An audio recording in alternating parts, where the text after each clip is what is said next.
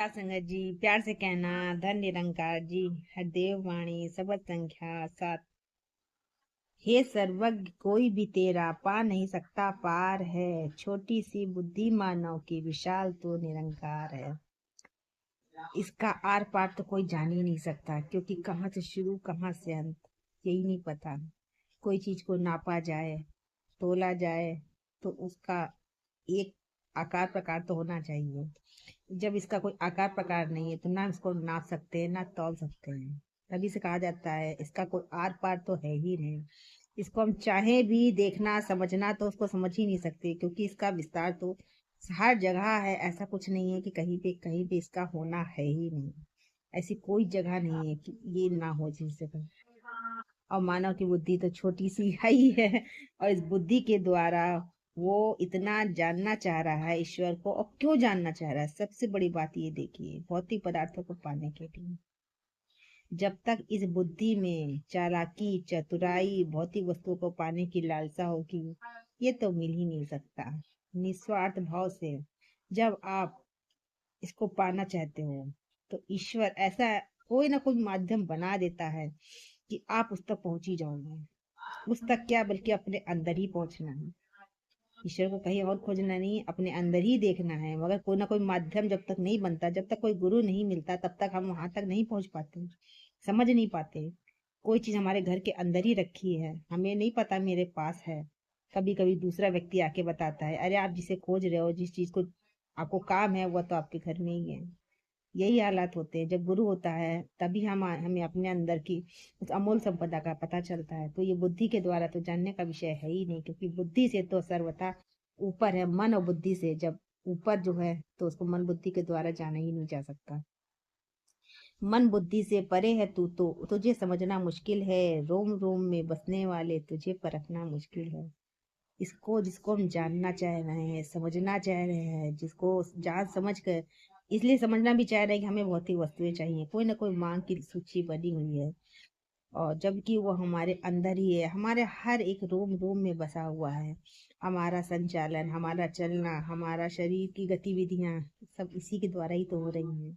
अगर हम इस शरीर के अंदर नहीं होते तो क्या हमारी ये गतिविधियां हो सकती थी? हमारा होना ही ईश्वर का होना है, इस निरंकार का होना है। बुद्धि को चलाने वाला तुझे समझ ना पाएगा, बल बुद्धि को हारेगा जो उसे समझ में आएगा।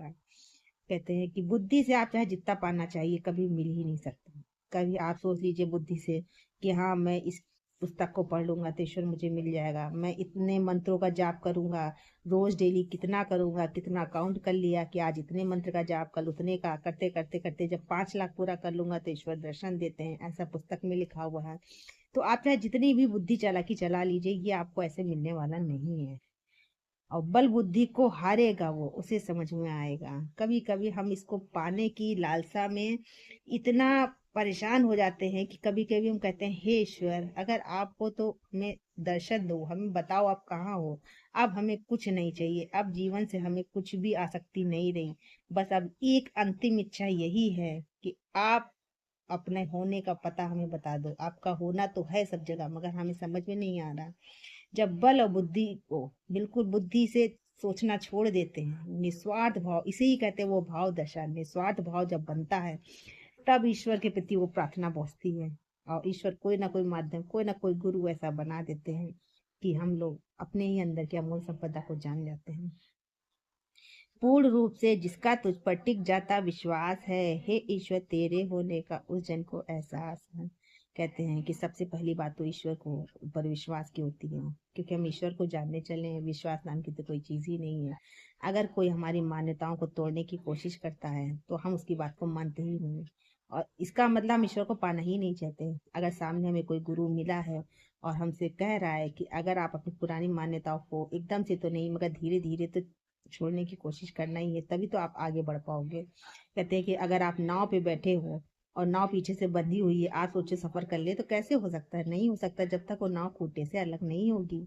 तो आपको अपनी पुरानी मान्यताओं को जब तक धीरे धीरे धीरे छोड़ेंगे नहीं, तब तक आगे गुरु की बातें मानेंगे कैसे? और जब तक गुरु की बातें आप मानोगे नहीं, तो इस निराकार का दर्शन आपको हो ही नहीं सकता, कोई तरीके से नहीं हो सकता। अपने अंदर ही इस अमूल संपदा को हम हमेशा हम प्राप्त करे हुए पाए हुए हैं और ऐसे ही चले जाते हैं। सारी श्वासें हमारी ऐसे ही व्यर्थ चली जाती हैं, हम कुछ नहीं कर पाते।